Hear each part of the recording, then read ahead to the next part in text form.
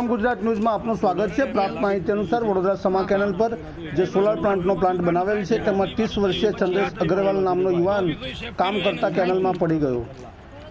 Fire બ્રિગેડની ટીમને જાણ કરતા ફાયર બ્રિગેડની ટીમ પણ સ્થળ પર હાજર રહી હતી, શોધખોળ ચાલુ કરી હતી, છતાં હજુ સુધી એનો કોઈ અતોપતો નથી।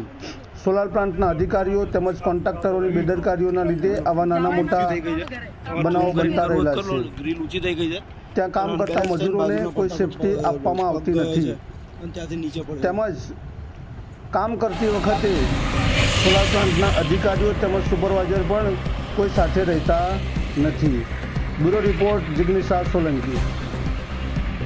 તમારી ટીમ ક્યાં છે ભાઈ? હા, અંદરની સાઈડે ગયા છે। કેટલા વાગે તમે આવ્યા હતા? તમને કેટલા વાગ્યાની વર્દી હતી? હા, ઓકે ઓકે, તો નહીં સરકાર ચેક નહીં છતાંય જતા રહ્યા છે, બરાબર છે? જતા રહ્યા। કેટલા વાગે તમારી વર્દી હતી? અમને 11 વાગે અમે ફાયર સેફટીમાં અમે જાતે વર્દી લખાઈ છે અને અત્યારે એમની કામગીરી ચાલે છે? કીધું કે અમે નાઇટમાં છે એટલે અમે નહીં કરીએ અમે કામ, અમારાથી સર્ચ થાય એવું નથી એવું કીધું અમને, બરાબર? તો બી અમે થોડું પ્રેશર કર્યું તો અહીંથી તો થોડુંક અમારી શાંતિ માટે પેલી 100 મીટરનો પટ્ટો ખાલી સર્ચ કરવા બિલાડી નાખી જોઈ લીધું અમે કીધું પેલા વિશેષ કઈ કાર્યવાહી કરતા એ ઉતારી દો, બોટ ઉતારીને જોઈ લો। એવું કહે છે કે સવાર 7 વાગે ફોન કરજો તો આવીશું એવું કે ફોન કરીશું અમે, તારે આવશે અત્યારે ખબર છે તો છતાં બી પણ આટલી તો કોઈ લાપરવાહી। ઇમરજન્સી સર્વિસનો મતલબ એવું કોઈ નથી કોઈનો જીવ જતો રહે, પણ હવે તંત્ર એમની રીતે જ કામ કરે।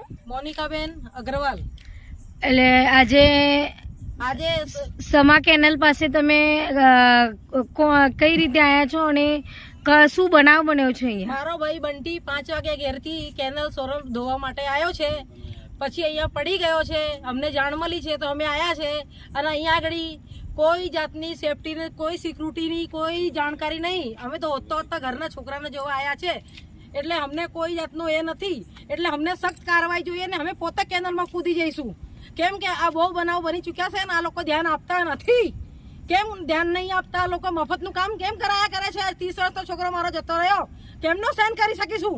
મારાથી નહીં સહન થાય કે તો સખ્ત કાર્યવાહી થાય, નહીં તો હું કૂદી પડીશ કેનાલની અંદર। કેટલા વર્ષથી કામ કરતા હતા? 7 વર્ષથી કામ કરે છે છોકરો, કોઈ સેફટી નહીં, કોઈ બેલ્ટ નહીં, કશું પણ છે નહીં। તમે અત્યાર સુધી કોઈ ત્યાં કમ્પ્લેન નથી કરી? કમ્પ્લેન નહીં, સુપરવાઇઝરને થવા જ નથી દેતા કમ્પ્લેન કોઈ કશું નહીં। આનો જે મેન પ્લાન્ટ ઓનર છે જે મેનેજમેન્ટ કરે છે એ મદ્રાસી છે, મલ્લિકાર્જુન કોઈ કરીને। એ ભાઈ એવું કહે છે ઉપર મારી અધિકારીનું નામ શું છે? મલ્લિકાર્જુન મદ્રાસી કરીને કોઈ છે, મદ્રાસી છે। આ પ્લાન્ટનો જે મેનેજર ઓનર જે હેન્ડલિંગ કરે છે એને કોઈ સેફટી ટૂલ્સ નથી આપી, એની કોઈ સેફટી ટૂલ્સ નથી, એના સીસીટીવી લાગેલા છે છતાં એ લોકોનો સીસીટીવી કામ નથી કરતું, બંધ હાલતમાં છે। અને એ ભાઈ અહીં આવે છે તો એવું કહે છે કે મારી કોઈ જવાબદારી નથી આમાં, બરાબર છે? તો અમે એ પ્લાન્ટ એ લોકોને એક સિંગલ માણસથી કામ કરાવે છે, અહીં કોઈ સેફટી નથી અને અહીં જોડે કામ કરે છે છતાંય માણસ જોડે હોવો જોઈએ બીજો, એ પણ માણસ અહીં છે નહીં જોડે, એકલા માણસથી જબરદસ્તી પ્રેશર આપીને કામ કરાવી રહ્યો છે એ માણસ। અરે સવાર સુધી છોડતો પણ નથી છોકરાઓને। મલ્લિકાર્જુન કંઈક કરીને છે ભાઈનું, મદ્રાસી છે, મદ્રાસનો છે। અત્યારે તમારી શું માંગ છે? મારી એક જ માંગ છે કે આ જે ઘટના બને છે વારે ઘડી એ થવી ના જોઈએ, મારા ભાઈને વ્યવસ્થિત અને સખ્ત કાર્યવાહીથી ન્યાય મળવો જોઈએ, બસ। એક બોટકાંડ જેવો કાંડ થયો એમાંય તંત્ર જાગતું નથી અને આવા નાના મોટા બનાવો બનતા રહે છે છતાં બી તંત્ર કોઈ સખ્ત કાર્યવાહી નથી કરતું, જેના લીધે આવા જે કોન્ટ્રાક્ટરો છે એનો લાભ લઈ રહ્યા છે, પણ જે પોતાના માણસો અહીં જીવ ખોઈ રહ્યા છે એની કિંમત કેટલી તંત્ર માટે? તંત્રએ આની વિરુદ્ધ સખ્ત કાર્યવાહી પગલાં લેવા જોઈએ અને પગલાં નહીં લે તો અમે તંત્રની વિરુદ્ધ જઈશું।